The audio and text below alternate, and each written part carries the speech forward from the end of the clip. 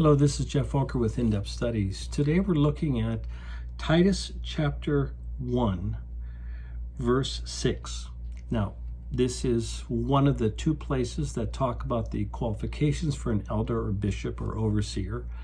And here in Titus 1, it says this: an elder must be blameless, faithful to his wife, a man whose children believe and are not open to the charge of being wild and disobedient. I want to focus on this phrase: his children must believe and not open to the charge of being wild and disobedient.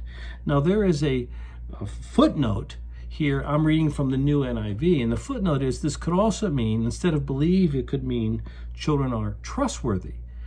Well, the parallel passage for Titus 1 on qualifications for an elder is 1 Timothy chapter 3, and we're looking at verse 4, and it says, the elder, he must manage his own family well and see that his children obey him, and he must do so in a manner worthy of full respect.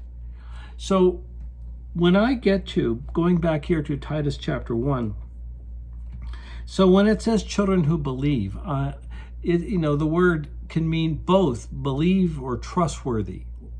And quite frankly, in the context, I think it means trustworthy.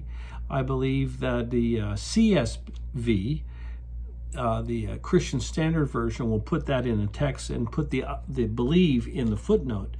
But the whole concept is, at least from my point of view, that when it says a man whose children believe and are not open to the charge of being wild and disobedient, it seems strange that you could be a real believer and open to the charge of being wild and disobedient. That seems an oxymoron. It just doesn't fit, because to be a believer is to have a new heart.